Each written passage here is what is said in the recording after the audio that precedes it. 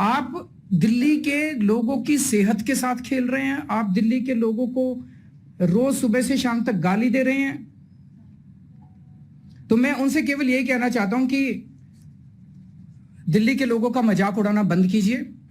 और अब दिल्ली के लोग परेशान हो चुके हैं पोल्यूशन से। हम स्पेसिफिक टाइमलाइंस चाहते हैं पंजाब सरकार से, कैप्टन सरकार से, खट्टर सरकार से और केंद्र सरकार से। दिल्ली की जनता स्पेसिफिक टाइमलाइंस चाहती है। आप हमें बताइए कि आप कब तक पराली जलाना बंद करवाएंगे। आप कब तक हमारे पंजाब और हरियाणा के किसानों को टेक्नोलॉजी और मशीनें उपलब्ध करवाएंगे। आपकी भी जवाबदेही तय होनी चाहिए। दिल्ली की जनता अब आपसे स्पेसिफिक टाइमलाइंस और माइलस्टोन्स मांगती है कि आप हमें बताइए कब तक आप पराली जलाने का ये बंद करें। केजरीवाल ने कहा कि पंजाब और हरियाणा में जल रही पराली की वजह से दिल्ली में प्रदूषण बढ़ गया है। खट्टर अंकल और कैप्टन अंकल से भी रिक्वेस्ट करते हैं कि पराली जलाना बंद कर दें। हम लोगों ने पिछले 5 साल में दिल्ली में पोल्यूशन काफी कम किया है। आप याद करने की कोशिश करो, आज देखो आसमान में सारे धुआं ही धुआं हो रहा है ना। अभी 20 दिन पहले तक आसमान पूरा साफ था।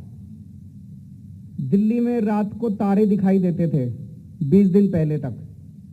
मार्च के महीने से अक्टूबर 10 अक्टूबर तक हमारा आसमान बिल्कुल साफ था। हमने पोल्यूशन बहुत कम कर लिया था दिल्ली के लोगों ने मिलके। जो एक्सपर्ट्स हैं ना, बड़ी बड़ी एजेंसीज हैं, वो बताते हैं दिल्ली में 25% पोल्यूशन कम हो गया। पूरे देश में हर स्टेट में, हर शहर में पोल्यूशन बढ़ता जा रहा है, पोल्यूशन बढ़ता जा रहा है। बॉम्बे में, चेन्नई में, हैदराबाद में, लखनऊ में, बिहार में, झारखंड में, हर जगह पोल्यूशन बढ़ रहा है। दिल्ली में मार्च से लेके अक्टूबर तक, 10 अक्टूबर तक पोल्यूशन काफी कम हो गया, 25% कम हो गया। अभी अपने को और भी कम करना है, लेकिन उस दौरान हमारा जो आसमान था बिल्कुल साफ होता था। रात को चांद और तारे दिखाई देते थे। कोई यकीन नहीं करता था ये वही दिल्ली है जहां कल तक इतना पोल्यूशन होता था। हमने पोल्यूशन कैसे कम किया? हमने कई सारे स्टेप्स उठाए। आपने, हमने, सब दिल्ली वालों ने मिलकर कई सारे स्टेप्स उठाए। एक जो सबसे बड़ा स्टेप था, पहले दिल्ली में बिजली कितनी जाया करती थी। रात रात भर बिजली नहीं रहती थी। कई कई घंटे के पावर कट लगते थे। फिर जब बिजली जाती थी तो हम क्या करते थे? जनरेटर चलाते थे। एक वो लाल रंग का होंडा वाला जनरेटर होता था ना, रस्सी खींच के जलाएगा, देखा आप लोगों ने? वो जनरेटर चलाते थे, कितना धुआं होता था और कितना आवाज करता था, कितना शोर करता था। अब कहीं दिखाई देता है जनरेटर? सारा जनरेटर गायब हो गए। बाजार से भी गायब हो गए, घरों से भी गायब हो गए। दिल्ली में लगभग 6 लाख जनरेटर चला करते थे। एक बार बिजली चली जाए, 6 लाख जनरेटर दिल्ली के अंदर धुआं छोड़ते थे। आज सारे जनरेटर बंद हो गए। उससे पोल्यूशन बहुत कम हो गया। दूसरा हमने क्या किया, पहले क्या होता था, रात को हरियाणा से अगर गाजियाबाद किसी ट्रक को जाना है तो वो दिल्ली के बीच में से होके जाता था रात को। और ये रात वाले ट्रक इतना धुआं छोड़ते थे, इतना धुआं छोड़ते थे रात भर। और कई कई हजार ट्रक एक ही रात में जाया करते थे। रोज रात को कई हजार ट्रक दिल्ली में से गुजरा करते थे। हमने क्या किया, दिल्ली के बाहर एक सड़क बना दी। अब इन ट्रकों को हम दिल्ली में नहीं घुसने देते। अब इनको कहते हैं दिल्ली की बाहर वाली सड़क से जाओ। हरियाणा से गाजियाबाद जाना है आपको, गुड़गांव से गाजियाबाद जाना है, बहादुरगढ़ से गाजियाबाद जाना है, आप उधर से जाओ, हम आपको दिल्ली में नहीं घुसने देंगे। तो दिल्ली का पोल्यूशन कम हो गया। और तीसरा, पूरी दिल्ली ने मिलकर, आप सब बच्चों ने सबसे ज्यादा किया। हमने इतने पेड़ लगाए दिल्ली में, इतने पेड़ लगाए, जैसे अभी अंकल बता रहे थे, 600 एकड़ नई जमीन के ऊपर हमने खूब सारे पेड़ लगाए। तो पेड़ कार्बन डाइऑक्साइड अंदर लेता है और ऑक्सीजन छोड़ता है, सीखा है ना सब लोगों ने। तो पेड़ जब कार्बन डाइऑक्साइड लेता है तो ये जितना धुआं होता है उसको अंदर खींच लेता है और ऑक्सीजन छोड़ता है आप लोगों के लिए। तो इतने सारे पेड़ लगाए, उसकी वजह से अपना पोल्यूशन कम हुआ। तो ये 3 चीजें हमने इतनी बड़ी बड़ी की जिसकी वजह से अपना पोल्यूशन कम हो गया। लेकिन अब अक्टूबर और नवंबर में पास के पड़ोसी राज्यों से, हरियाणा से और पंजाब से ये सारा धुआं आता है अपना। वहां क्या होता है, किसान अपनी फसल उगाते हैं, फिर अपनी फसल काटते हैं। तो जैसे इतनी बड़ी फसल होती है तो वो इतना सा काटते हैं और नीचे वाला रह जाता है, वो नीचे वाला डंडा रह जाता है, उस डंडे को पराली कहते हैं।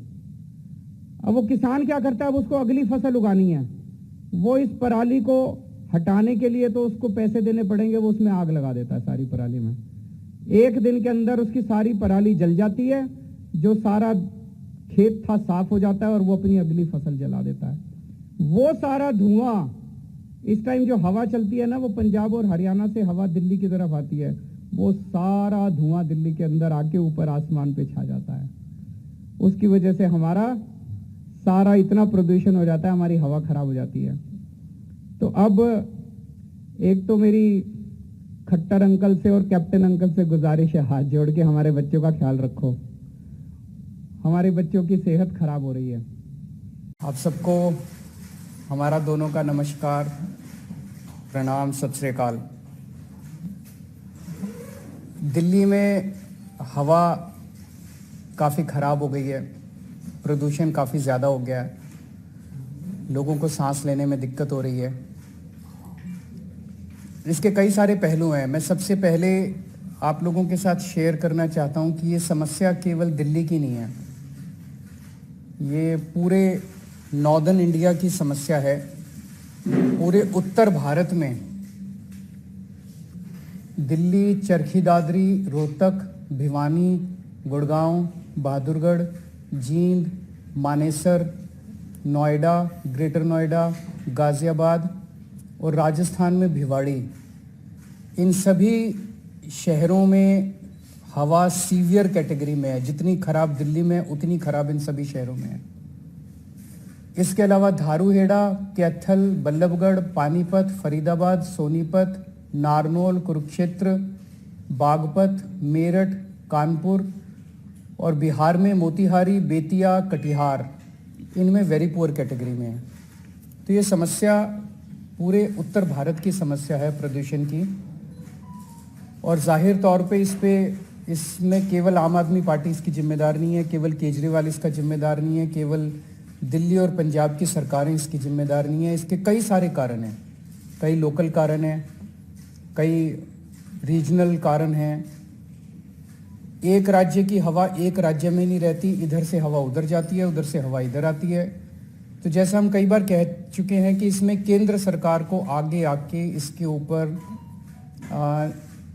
इसके ऊपर स्पेसिफिक कदम उठाने पड़ेंगे ताकि पूरे उत्तर भारत को प्रदूषण से बचाया जा सके। ये पूरे उत्तर भारत की समस्या है, पहली चीज़। दूसरी चीज़, पंजाब में और दिल्ली में हमारी सरकार है।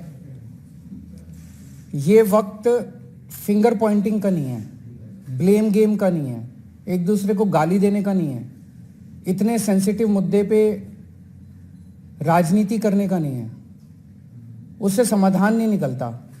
हम करते रहे राजनीति, वो कहते रहे केजरीवाल जिम्मेदार है, हम कहते रहे वो जिम्मेदार है, इससे कोई समाधान तो नहीं निकलता। जनता को इससे फायदा तो नहीं होता। जनता को तो समाधान चाहिए।